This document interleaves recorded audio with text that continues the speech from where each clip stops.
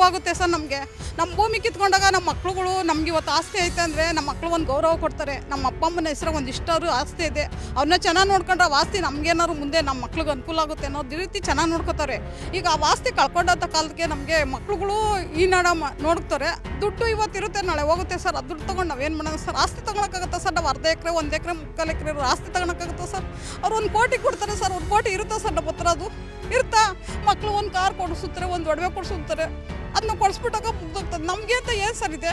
ಆಸ್ತಿ ಇದ್ರೆ ನಮ್ಮದು ನಮ್ಮ ಮಕ್ಕಳು ಅಲ್ವಾ ಸರ್? ಅದು ಹುಟ್ಟಿ ಬೆಳೆದ ಇರೋಂಥದ್ದು. ನಾವು ಇರೋ ವಯಸ್ಸಾಗಿ ನಾವು ಮುತ್ಕರಾದ್ರೂ ಗೈಕೊಂಡು ತಿಂತೀವಿ ಸರ್.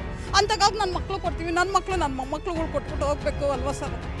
ನಾವು 10 ರೂಪಾಯಿಗೆ 10 ರೂಪಾಯಿ ಕೂಡಿಟ್ಟು ಆಸ್ತಿ 1 ಕುಂಟೆ ಆಗಿ ತೊಗೋತೀವಿ ಸರ್. ನಾವು ತೊಗೊಂಡಿರೋದೇ ಸರ್ ಆಸ್ತಿ.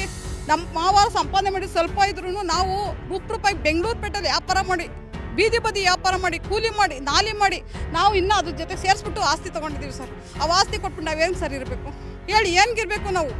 ನಾವಂತೂ ಸರ್ ಹೇಳ್ತೀನಿ, DK ಸರ್ಗೆ ಹೇಳ್ತೀನಿ ಸರ್, ದಯವಿಟ್ಟು ನಾವು ಬಡ ಕುಟುಂಬದವ್ರನ್ನ ಹಾಳು ಮಾಡಿಬಿಡಿ ಸರ್. ಅವ್ರ ಖುಷಿನೇ ನಿಮ್ಮ ಖುಷಿ ಅಂತ ತಿಳ್ಕೊಂಡು ಅವ್ರಿಗೊಂದು ಆಶೀರ್ವಾದ ಮಾಡಿ ಸರ್. ದೇಶದ ಬೆನ್ನೆಲುಬು ಅಂತಾರೆ. ನಿಮ್ಮ ಮುಖ್ಯಮಂತ್ರಿ ಸ್ಥಾನ ಕೊಟ್ಟಿರೋ ರಾಜನ ದರ್ಬಾರ್ ನಿಮ್ಗೆ ಕೊಟ್ಟಿರೋದು ಸರ್. ಅದು ಪ್ರಜೆಗಳ್ನ ಹಾಳು ಮಾಡಬಾರ್ದು ಸರ್. ನಾವು ರೈತರು ಸರ್, ನಾವೇನು ಕೋಟಿ ಆಸ್ತಿ ಇರೋರಲ್ಲ ಸರ್. 5 ಎಕರೆನೂ ಇಲ್ಲ ಸರ್ ನಮ್ಮ ಹತ್ರ ಇರೋದು 1.5 ಎಕರೆ ಅಷ್ಟೇ ಸರ್ ಇರೋದು ಜಮೀನು. ಅದು 2 ಅಣ್ಣ ತಮ್ಮಂದಿರು, 3/4 ಎಕರೆ ಹೋಗುತ್ತೆ. ಅದ್ರಾಗೆ ನಾವು ಸ್ವಾಭಿಮಾನದಿಂದ ಗೇಕೊಂಡಿದ್ದೀವಿ ಸರ್. ದಯವಿಟ್ಟು ನಮ್ಮ ಕೊಯ್ರಂತ ಮಾಡಬೇಡಿ ಸರ್. ನಮ್ಮ ಹೊಟ್ಟೆ ಮೇಲೆ ಹೊಡೆದು ನಮಗೆ ಅನ್ಯಾಯ ಮಾಡಬೇಡಿ ಸರ್.